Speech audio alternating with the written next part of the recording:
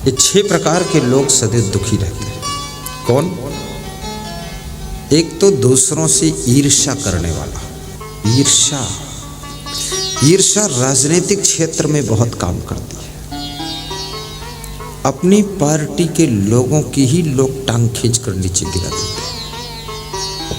कोई भी चुनाव हारता है तो ज्यादातर अपोजिट पार्टी का व्यक्ति उसको नहीं हरा पाता है, खुद की पार्टी के नालायक लोग उसकी टांग खींच लेते हैं कि तुम इतना आगे कहां जा रहे हो, साथ में रहो। धन्यवाद।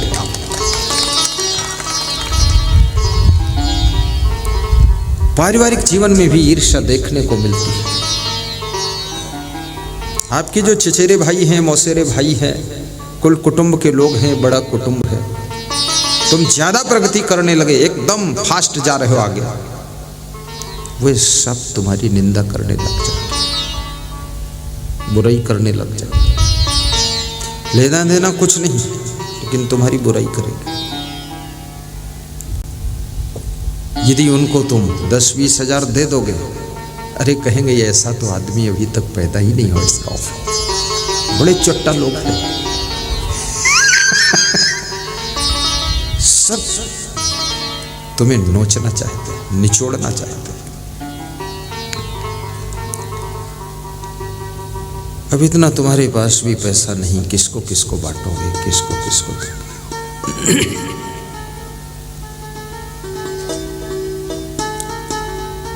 धार्मिक क्षेत्र में भी कभी कभी ईर्ष्या का दर्शन होता है। जो धार्मिक क्षेत्र में काम करते हैं, साधु हैं, संत हैं, महंत हैं, प्रचारक हैं, अगर इनको पूर्ण ज्ञान नहीं हुआ है, इनके अंदर भी चुपके ईर्ष्या दीमक की तरह काम करती है। लेकिन जिनको पूर्ण ज्ञान हो जाता है, उनके अंदर ईर्ष्या नहीं रहती है, उनके अंदर केवल शुद्ध प्रेम रहता है, जिसको कबीर कहते हैं 2.5 अक्षर प्रेम का पढ़े सो पंडित होए, पढ़े सो पंडित होए। उनको खुशी होती है कि वाह, अरे ये संत जी अनूपपुर जिले में मझौली में पहली बार आए, बहुत अच्छा है, समाज सुधार होगा, कुछ अच्छे विचार देंगे, खुशी हो जाए।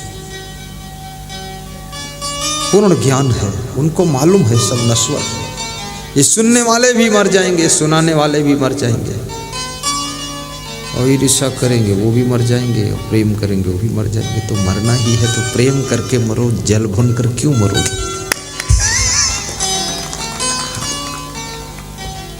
सही बात है। हंसने की छूट है, हंस सकते हो, प्रसन्न रहो। रोना मना है और सोना मना है, 2 चीजें मना है। रोना नहीं है यहाँ और सोना नहीं, बस हंसने से अगर मंजिल मिल सकती है तो हंसते हंसते राह पर चलो। मैं तो हंसने वाला ही सत्संग करता हूँ और हंसता ही रहता हूँ, क्योंकि रोने से भी कोई फायदा नहीं है इस दुनिया में। तुम अगर ज्यादा रोओगे, दुखी होगे, तो तुम्हारे दुश्मन सब बड़े खुश होंगे कि अच्छा फंसा है, झेल रहा, मुंह ऐठ रहा। तुम जितना खुश होगे, दुश्मन उतना टेंशन में जाएगा कि यार ये इतना खुश क्यों है, बात क्या है। जाने दो भाड़ में उसको, खुश रहो, सीधे बैठो।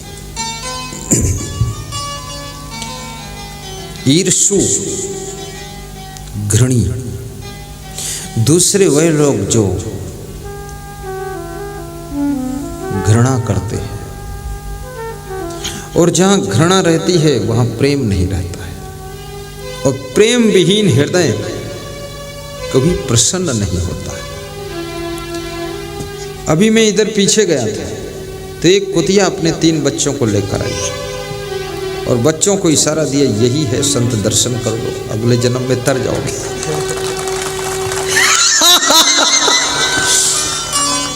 तो मैं सोचा ये मनुष्यों की माँ अपने बच्चों को लेकर साथ में दर्शन नहीं करा पाती, ये कुतिया समझदार है। बच्चों का दर्शन, बच्चे बैठ गए हमारे आसपास, बोले इस जन्म में तो कुत्ते की योनि में जन्म हो गया, कुछ कृपा करो हम भी तर जाए। हमने कहा तुम तो तर जाओगे, लेकिन जो मनुष्य हैं वो तुम्हारी योनि मारने की तैयारी कर रहे हैं, वो कुत्तापना छोड़ ही नहीं रहे। तुम सीट खाली करो, इधर से आने वाली आत्माएं हैं।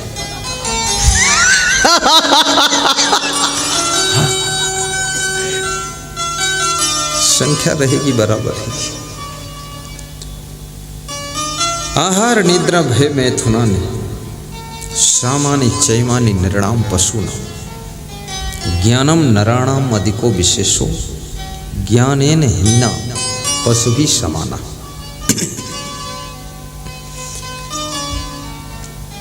चाणक्य कहते हैं आहार लेना यानी भोजन करना, नींद लेना, प्रजनन करना, बच्चों को जन्म देना, भयभीत रहना, डरना, ये पशुओं में भी है, पंछियों में भी है, कीड़े मकोड़ों में भी है, मनुष्यों में भी है। ये सबके अंदर होता है।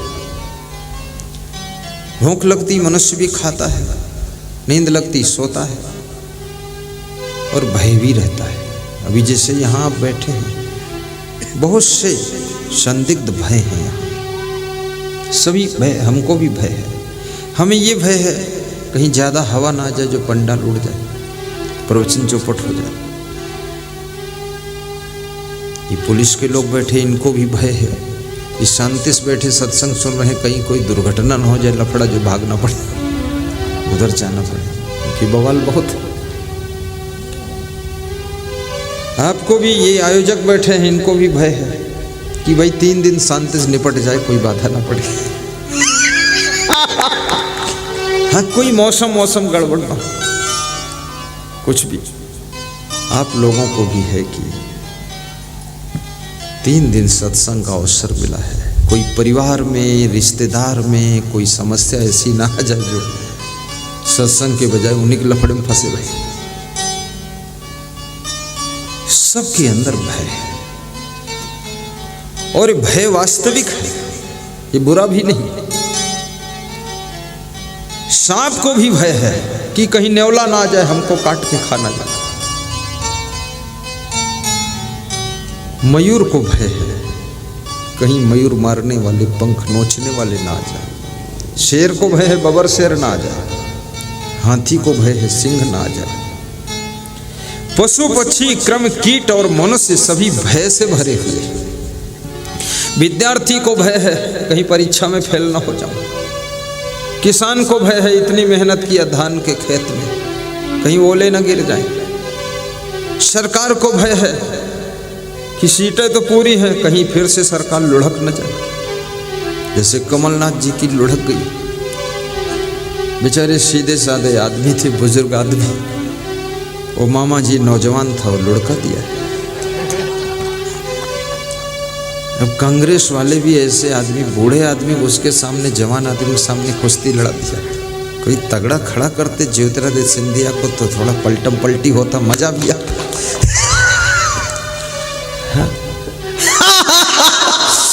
अभी ज्योतिरादित्य मुझे हवाई जहाज में मिला, बड़ा शातिर दिमाग है उसका, बहुत खिलाड़ी है। हमारे वो संत जी उनसे बहुत प्रेम किए। मैंने भी आशीर्वाद दिया कि जैसे हो ऐसे ही रहो सदैव, बस यथावत आशीर्वाद, डगमगाना नहीं, यानी ना आगे बढ़ो ना पीछे, बीच में। क्या मिलेगा उसमें?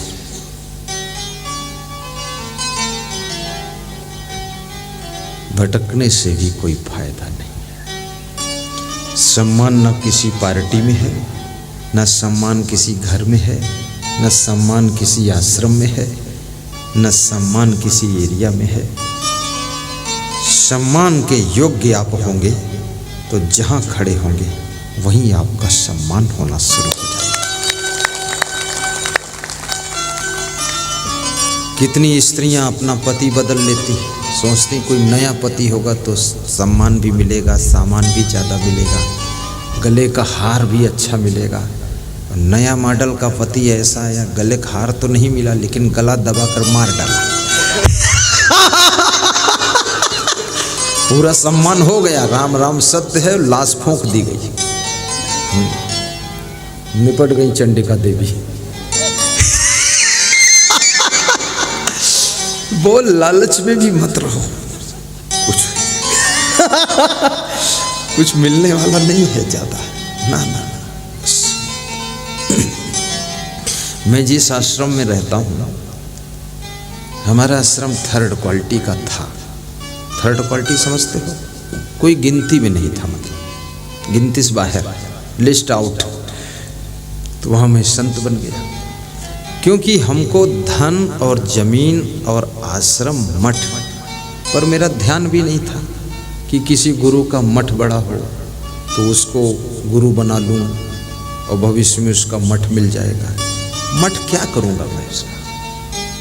मठ में तो पहले से बड़े बड़े सठ बैठे, और वो सठ क्या हट पाएंगे? वो सठ हमको निपटा देंगे। मठ वठ नहीं चाहिए। मैं बचपन से ही बहुत विचार करता था कि भाई हमें ज्ञान चाहिए, हमें मठ वठ से क्या लेना देना।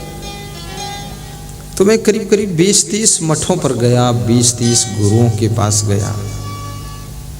वहाँ अच्छा भोजन भी खिलाया, भंडारा भी खाया, प्रेम किया उन्होंने, ऐसी बात नहीं, व्यवहार गलत नहीं किया मेरे साथ, लेकिन मुझे नहीं जचा। फिर जहाँ जचा वो 3rd क्वालिटी का था, लिस्ट आउट था। तो मैंने वहाँ गुरु मंत्र ले लिया, शिष्य बन गया। तो मेरे को कई महात्मा लालच भी दिए, बहकाए। एक गुजरात का महात्मा था, बोला कि 200 एकड़ जमीन है और 200 गायें हैं, हॉस्पिटल है, बड़ा आश्रम है, आपको दे तो ले लो। तो मैं हंसने लगा। बोले हंसते क्या, बोलो ना। हमने कहा बोलूं क्या? जो चीज़ आपको मिली है हमको दे रहे हो, इसका मतलब उससे तुम दुखी हो। नहीं देते क्यों भाई, देते क्यों? इतनी मेहनत से बनाया कमाया, अब तुम हमारे सर पे डाल देना चाहते हो लफड़ा, हम तो नहीं लेंगे। तो बोला यार ये आदमी कैसा है। फिर मैं बिहार गया, वहाँ एक साधु बोला हम आपको सब दे देंगे, आप जो कहोगे वो हम करेंगे, और आप यहीं रहो, तुरंत नई गाड़ी खरीद देंगे। तो हमने कहा एक बात बताओ, आपको 40 साल हो गए यहाँ मेहनत करते करते, इतना बड़ा 3 मंजिल मठ बनाया आपने, ये सब व्यवस्था ये हमको आप दे रहे हो, तो आखिर इससे तुम ऊब गए हो, इसीलिए तो दे रहे हो, परेशान हो गए हो, तो इसमें हमें परेशानी में क्यों डालोगे, और हम क्यों पड़ेंगे? तो मैं तो लूँगा नहीं। वहाँ से भी छलांग लगा दूँ। ऐसे 20 जगह में गया, क्योंकि अच्छे आदमी को तो लोग कमान थमाना चाहते ना। तो मुझे देखते थे, सोचते थे इसको बना दूंगा तो ये ठीक ठाक चला देगा, और साथ में ईमानदार है और बुद्धि रखता है, करेगा। मैंने लिया। एक महंत ने कहा तुम्हारा आश्रम छोटा है, इसका कोई नाम भी नहीं है, यहाँ कहाँ फंसे पड़े हो। हमने कहा हम यहाँ फंसे नहीं हैं और न पड़े हैं, हम तो यहाँ प्रेम से रह रहे हैं। तो बोले तुम्हारी समझ में नहीं आता है, चलो काठमांडू में तुमको हम बहुत बड़ा मठ देते हैं। तो हमने कहा वहाँ ठंडी भी बहुत है। अरे बोले बादाम काजू खाना, छुहारा खाना, दाल भात मत खाना। तो हमने कहा वो तो साधु अगर खाएगा काजू और बादाम छुहारा तो गर्मी करेगा तो ब्रह्मचर्य की चौपट हो जाएगी। अरे बोले तुम यार अजीब आदमी हो। तो हमने कहा मैं तो ये बादाम वादाम खाता नहीं हूँ, क्योंकि अपना ब्रह्मचर्य संभालना कि बादाम खाओगे फालतू। सूझबूझ से खाना भी पड़ेगा। खान पान का प्रभाव शरीर के ऊपर 6 घंटे के बाद आता है। ज्यों ही भोजन हजम हुआ और रक्त बना और फट से पहुंचा बॉडी के अंदर, 10 घंटे में बॉडी पे असर आ जाता है उसका।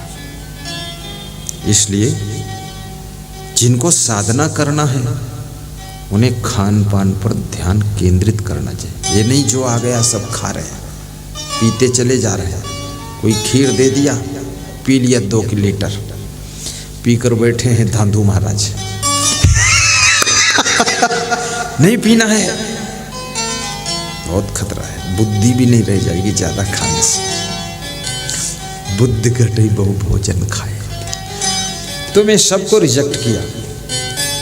फिर मेरे गुरु का एक बड़ा गुरु भाई था, मेरे गुरु के गुरु ने जिसको गद्दी दिया था उससे मैं मिला एक बार। तो मैं उसका मन लेने के लिए बोला, अरे साहब जी, मैं आपके पास आ जाऊं तो ठीक रहेगा। तो खाट पे लेटा था, 80 साल की उम्र थी, उठ के बैठ गया और हंसा। अरे तब तो हमारे यहाँ से उजाला हो जाएगा, तुम आ जाओ।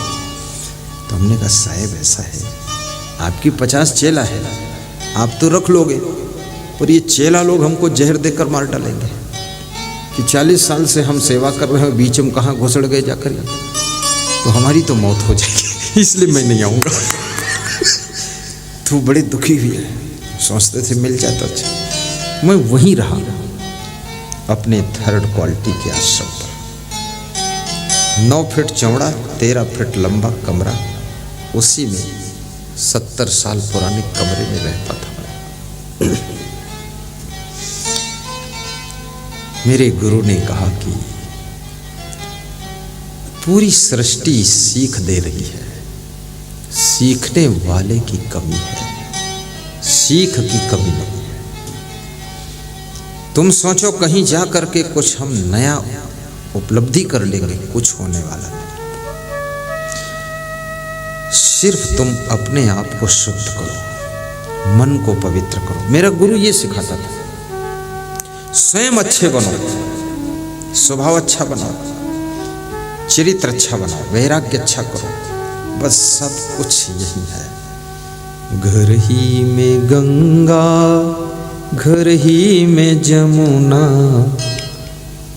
अगर आपका मन पवित्र है ना, घर में ही गंगा जमुना, बाथरूम के पानी में ही सब गंगा स्नान हो। और मन पवित्र नहीं है तो गंगा में भी गंदगी है। गंगा को भी तुम गंदा करके आओगे, मामूली नहीं हो तुम। इसलिए घर में ही गंगा जमुना। जिस छोटे से घर में तुम्हारा जन्म हुआ है, सब कुछ वहां होने की संभावना है। जो तुम्हारे माँ बाप हैं सीधे साधे, उन्हीं के पास में बहुत कुछ तुमको मिलने वाला है। जो तुम्हारी बूढ़ी सासू है, उसके आशीर्वाद से सब घटित होने वाला है। और जो तुम्हारे भाई बहन हैं, उनसे प्रेम रखोगे, उनकी शुभकामनाएं तुमको आकाश की ऊंचाई पर पहुंचाएंगी। चिंता मत करो। मैं वहीं रहा, वहीं जुटा रहा। गुरुदेव ने कहा कि तुम देश विदेश में सत्संग करो।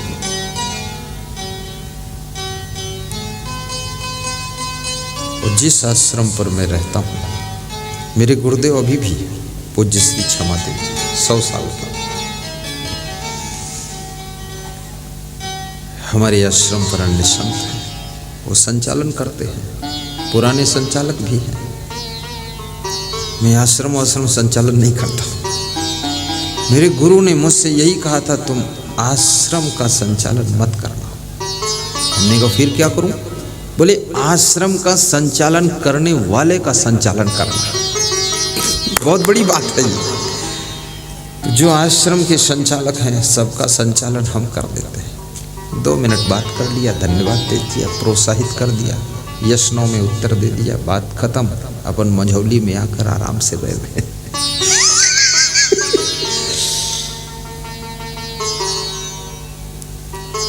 स्वयं की प्रखर साधना आपको महान बना सकती है। स्वयं की तपस्या आपको क्षुद्र से विराट बना सकती है। और स्वयं का सुधार आपको जगत का उद्धार करने लायक बना सकती है। इसलिए आहार निद्रा भय मैथुनानि शामानि चैमानि नृणाम पशूनाम ज्ञानम नराणाम अधिको विशेषो ज्ञान इन हीना पशु भी समान। चाणक्य कहते हैं जो ज्ञान से हीन है वो पशु के समान है। भले ही 2 पैर हैं, भले ही उसके पूंछ नहीं है, सींग नहीं है, लेकिन पशु के समान है। और आदमी यदि पशु बन जाए तो ज्यादा खतरा है, क्योंकि आदमी बुद्धिजीवी प्राणी है। ये जब पशु का रूप लेता है तो दूसरे आदमी को जीने नहीं देता है।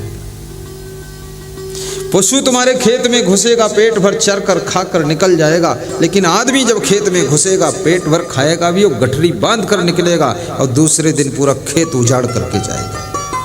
इतना बड़ा पशु है। तो ज्ञान को प्राप्त करो। कौन सा ज्ञान? 2 प्रकार का ज्ञान होता है,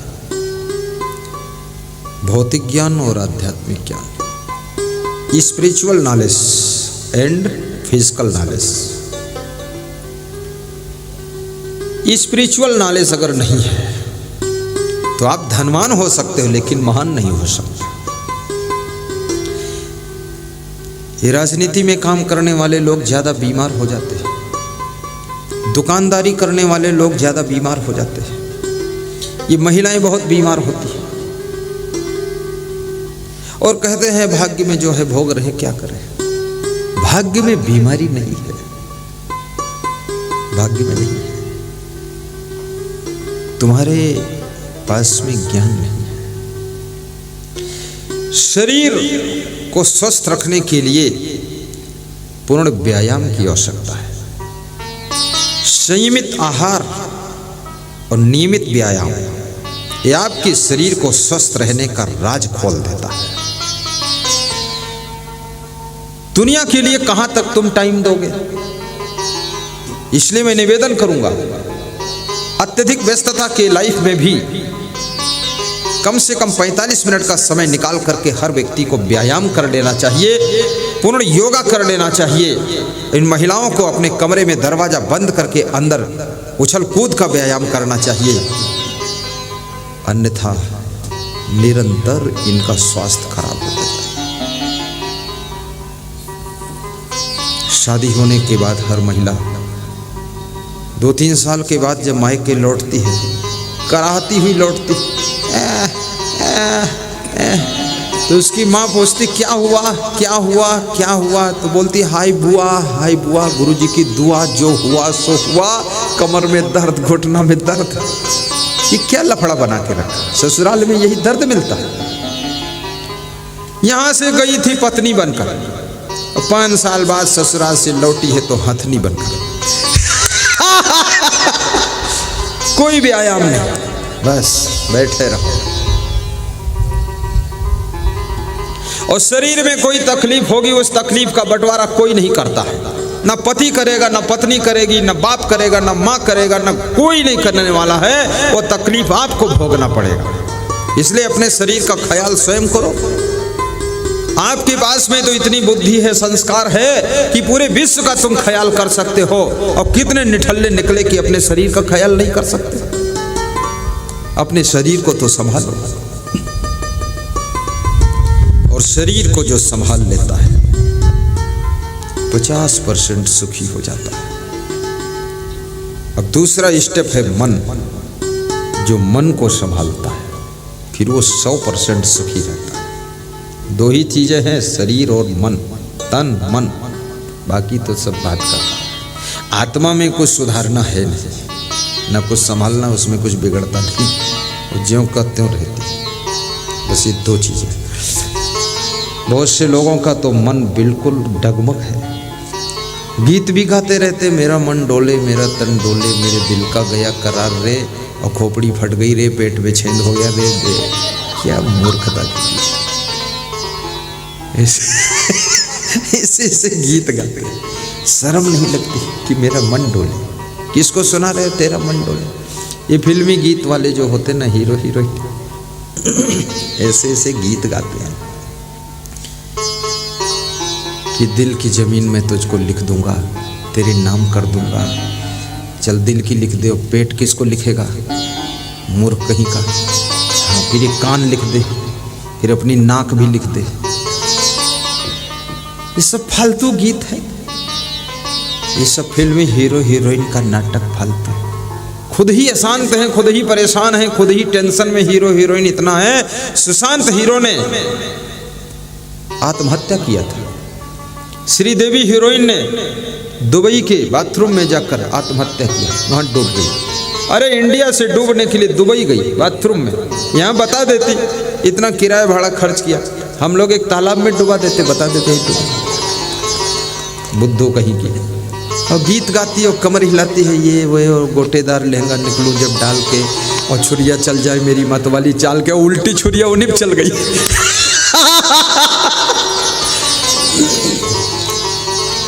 हंसो विधायक साहब, छोड़ो लफड़ा।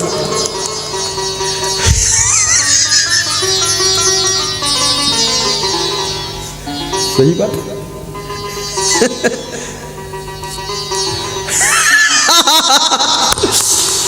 अब ये सब फालतू गीत, इससे मन बिगड़ता है।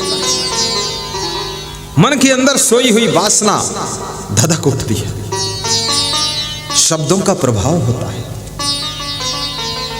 जिस तरह के शब्द तुम सुनते हो, जिस तरह के दृश्य को देखते हो, और जिस तरह से लोगों की चर्चाएं सुनते हो, उस तरह से तुम्हारा मन तैयारी करता है। अश्लील गीतों को मत सुनो। बेटियों से भी कहूंगा, अब कंट्रोल तो कोई नहीं कर सकता है, सेल्फ कंट्रोल करोगे तो ही होगा, क्योंकि सबके पास मोबाइल है, अब मोबाइल में सब कुछ है। गुरु जी का प्रवचन भी है, और गंदे गंदे गीत भी हैं, अच्छे अच्छे भजन भी हैं। अब जो तुम देखना चाहो, सुनना चाहो, माँ बाप भी आपको कंट्रोल नहीं कर सकते। अरे गुरु भी कंट्रोल नहीं कर सकता। गुरु का चेला भी इतना बड़ा मोबाइल लिए देख रहा है।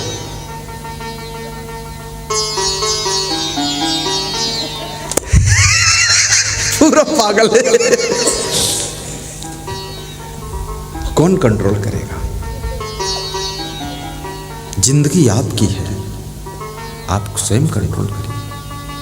आप कोई जानवर थोड़े, मनुष्य। प्रथम अपने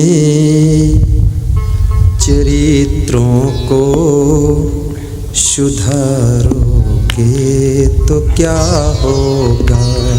प्रथम अपने चरित्रों को सुधारोगे तो क्या होगा। सुधारोगे तो क्या होगा। सुधारोगे तो क्या होगा। प्रथम अपने चरित्रों को सुधारोगे तो क्या होगा। प्रथम अपने चरित्रों को सुधारोगे तो क्या होगा। सुधारोगे तो क्या होगा। सुधारोगे तो क्या होगा।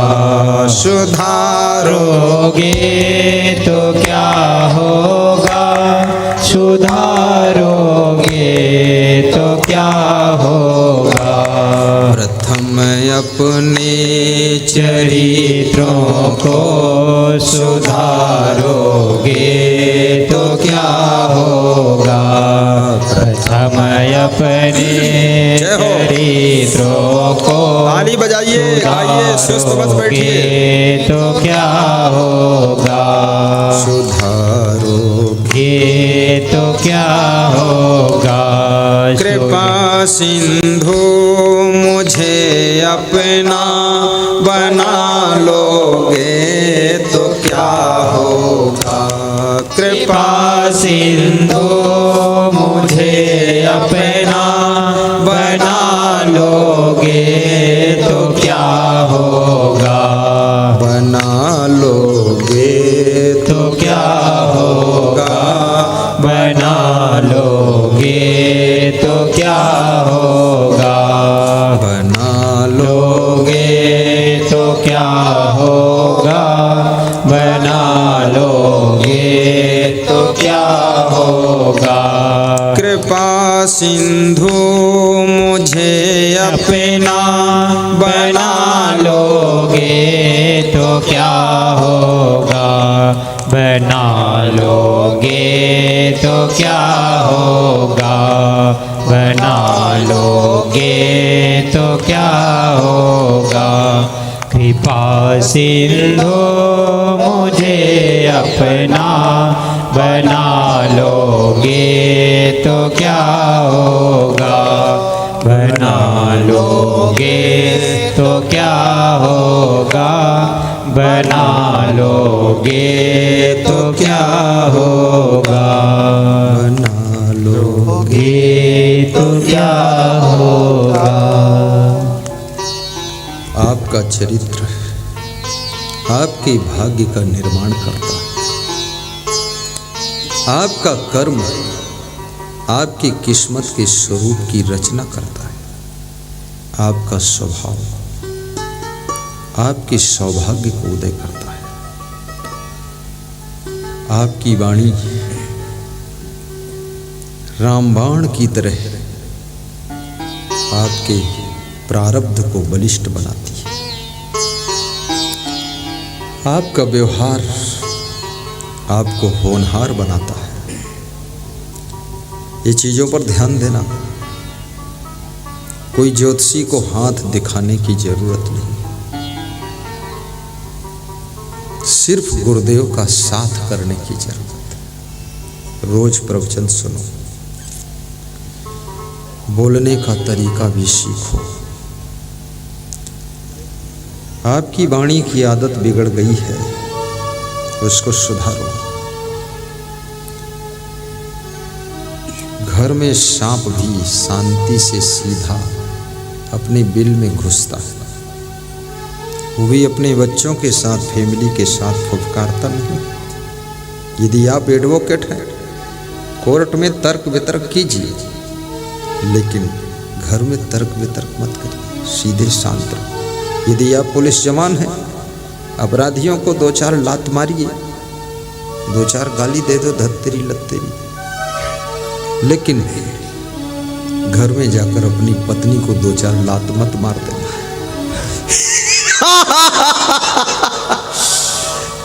कितने पुलिस जवान को याद नहीं रहता है कि ये पत्नी है कि अपराधी है। उसको भी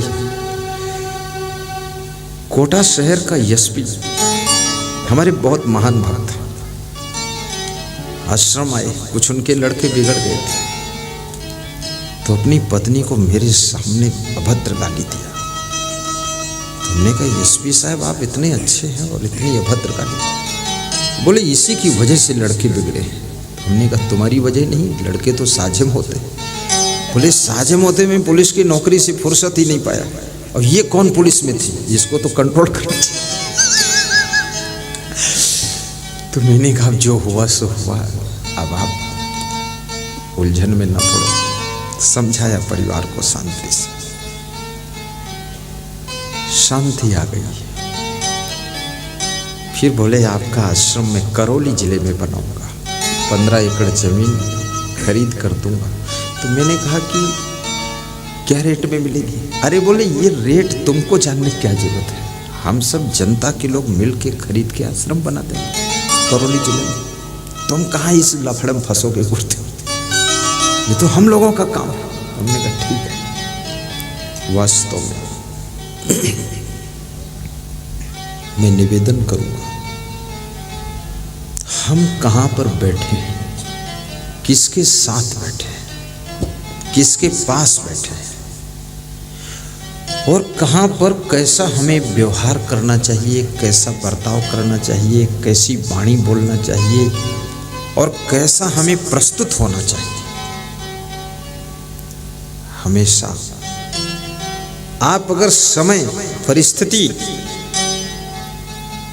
और सिस्टम को समझना जानते हैं और समझने के बाद उस अंदाज से व्यवहार बर्ताव करना जानते हैं, तो आप कभी फेल नहीं होंगे, हमेशा सफल होंगे। इसलिए सोचो कहाँ होंगे। एक संत के पास जाइए तो नम्रता से जाइए। संत के चरणों की प्रथम भेंट आपकी विनम्रता है। अहंकार उनके चरणों में समर्पण कर दीजिए।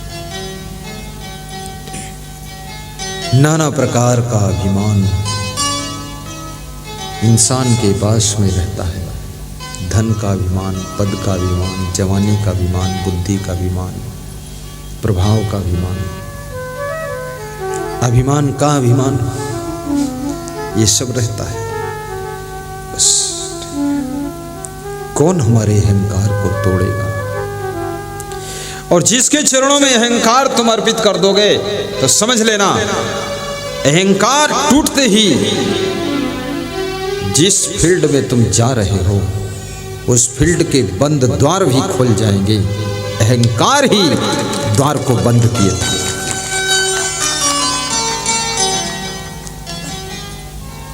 नम्रता सीखे सरलता, गही विनय सुविधान हो।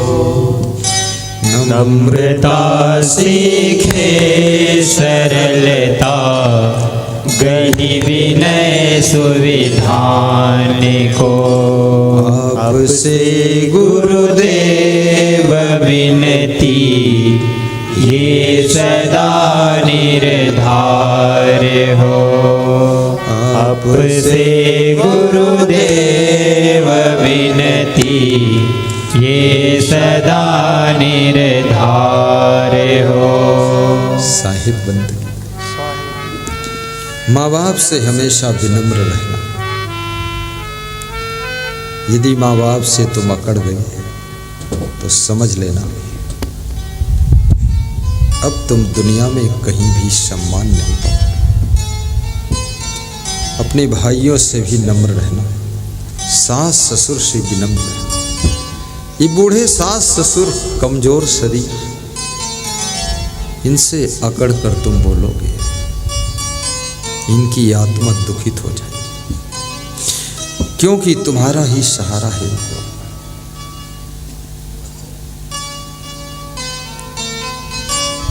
इनके पैर पकड़ कर बोलो, अकड़ कर नहीं, पैर पकड़।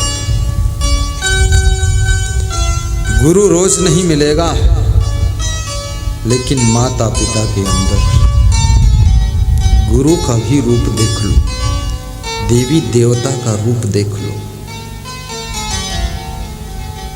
मातृ पितृ पूजन दिवस मनाओ, सदैव सुख मिलेगा। ये वैलेंटाइन डे मत मनाना। कहाँ तुम हिंदुस्तान में रहते हो, कहाँ कहाँ का कचड़ा यहाँ ढूंढ के ले आते हो। वैलेंटाइन अर्थ भी नहीं मालूम है, भेड़ की तरह उसी में घुसते जा रहे। ये हिंदुस्तान की धरती पे गणेश जी को प्रथम पूज्य माना जाता है। प्रथम गणेशाय नमः क्यों लिखा जाता है? क्योंकि एक बार की कथा है पुराणों की। शिव जी के दो पुत्र थे, गणेश और कार्तिकेय। थाईलैंड में कार्तिकेय का बहुत बड़ा मंदिर है, थाईलैंड में।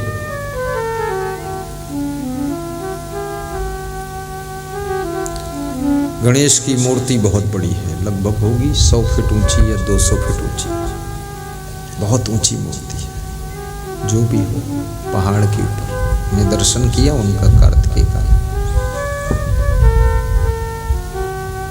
बड़ी सुंदर मूर्ति है थाईलैंड में। तो दोनों बेटों के बीच में शिव जी को कंफ्यूजन हो गया कि प्रथम पूज्य किस पुत्र को बनाओ। और दो बेटे ठीक भी है, एक हो और पूरा मूर्ख निकले तो फिर चौपट हो गया। इसलिए 2 है, कम से कम कुछ गुंजाइश है, दूसरा शायद ठीक हो जाए। अब किस्मत ही फूटी हो तो 2 हो या 200 हो, सभी गधे निकलेंगे। धृतराष्ट्र के 100 पुत्र थे, सब एक ही मॉडल थे, किसी को सूझबूझ नहीं थी। कीचक 100 भाई था, 100 के 100 नालायक थे। कभी कभी ऐसा भी हो जाता है। तो एक शर्त लगाई गई कि संपूर्ण पृथ्वी की परिक्रमा करके जो सबसे पहले नंबर पर वापस लौट कर आएगा उसे प्रथम पूज्य बनाया जाएगा। कार्तिकेय परिक्रमा के लिए निकल पड़ते हैं। उनका वाहन अच्छा था। और गणेश जी जब अपने वाहन को तैयार करते हैं तो उनका वाहन रोने लग जाता है। चूहा वो बोला, इतनी लंबी यात्रा हम नहीं कर पाएंगे। गणेश बड़े संतोषी, अभी तक वाहन चेंज ही नहीं किया। उनके भक्तों ने तो चेंज कर दिया। बैलगाड़ी से लोग ट्रैक्टर गाड़ी ले आए, साइकिल से मोटरसाइकिल, मोटरसाइकिल से कार, कार से एरोप्लेन। लेकिन भगवान, कोई भगवान ऐसा नहीं जो अपना वाहन चेंज किया। उनका वाहन चूहा है। गणेश बहुत संतोषी है, चूहा में ही संतुष्ट है। लेकिन मुझे कभी कभी संदेह होता है, ये चूहा इतना छोटा है और गणेश इतना मोटा है, उसकी पीठ पर बैठेगा तो चूहे का कचूमर निकल जाएगा। लेकिन वो चूहा भी उसी क्वालिटी का होगा। पुराने जमाने का चूहा जबरदस्त होगा। ये कलयुगी चूहे थोड़े छोटे छोटे, उस युग का चूहा भी बलवान ही होगा। और शंकर जी का वाहन भी बड़ा विचित्र, उनका वाहन बैल है। बाप बेटे दोनों मजेदार। बैल की पीठ पर कहीं बैठा जाता है, शंकर जी बैल पर बैठते। इसलिए बैल को कभी नहीं मारना चाहिए, क्योंकि बैल को मारोगे तो शंकर जी को दुख लगेगा, और चूहे को मारोगे तो गणेश को दुख लगे। मैंने लोगों से कहा कि चूहा मारना बंद करो, ये गणेश का वाहन है। गणेश भगवान का आशीर्वाद कैसे पाओगे? प्रथम गणेशाय नमः लिखते हो और प्रथम चूहे को मार डालते हो। तो लोगों ने कहा गणेश जी को भी अपना वाहन कंट्रोल में रखना चाहिए। स्वतंत्र आजादी से घूम रहा वाहन, सब फसल खराब कर रहा। सच बात है। खैर, तो गणेश का चूहा रोने लगा तो गणेश दुखी हो गए कि अब मेरा चूहा ही जवाब दे दिया तो मैं कैसे आगे जाऊं। तो गणेश भी दुखी होकर बैठ गए। तब तक नारद जी आ गए। नारद जी ने गणेश से कहा, तुम दुखी क्यों? जाओ ना पृथ्वी की परिक्रमा करने। गणेश ने कहा, मेरा चूहा इतना यात्रा नहीं कर पाएगा और मैं बैठा हूँ, क्या करूँ? दुखी हूँ। कार्तिकेय तो सफल हो जाएगा, वही प्रथम पूज्य बन जाएगा, मैं पिछड़ जाऊँगा। तो नारद जी की कृपा, गुरु कृपा, नारद जी ने कहा, तुम अपने माता पिता की परिक्रमा करके पैर छूकर हाथ जोड़ के बैठ जाओ। गणेश जी अपने माता पिता की परिक्रमा करके हाथ जोड़ करके बैठ गए, ध्यान लगा लिया। कार्तिकेय जी बहुत दिनों के बाद पूरी पृथ्वी की परिक्रमा करके लौटे। देवताओं की मीटिंग हुई, नारद जी उपस्थित हुए। नारद जी ने कहा, पूरी पृथ्वी माता पिता से ही भरी हुई है, और जिसने अपने माता पिता की परिक्रमा की है उनका सम्मान किया है, तो समझ लो उसने पृथ्वी की परिक्रमा किया है। जो पूरी धरती घूम आया और अपने माता पिता को पहचान नहीं पाया, वो कैसे प्रथम पूज्य हो सकता है? इसलिए गणेश को प्रथम पूज्य बनाया जाए। गणेश को प्रथम पूज्य बना दिया। इसलिए माता पिता का अपमान कभी न करना। और अपमान कई तरीके से होता है। एक तो उनको गाली दो तो अपमान, दूसरे 2-4 मुक्का मारो तो अपमान, टांग पकड़कर घसीटो तो अपमान, दुख सब है। लेकिन और भी तरीके हैं। यदि तुम दारू पीते हो तो भी माँ बाप का अपमान है। तुम जुआ खेलते तो भी उनका अपमान है। तुम व्यभिचार करते तो भी अपमान है। तुम किसी लड़की लड़के के साथ भाग जाते हो तो भी अपमान है। याद रखना, वो संतान जो कभी भी अपने माँ बाप को अपमान का मुंह देख खाती नहीं है, हमेशा सम्मान रखती है, वो संतान कभी दुख नहीं पाती है, हमेशा सुखी रहती है।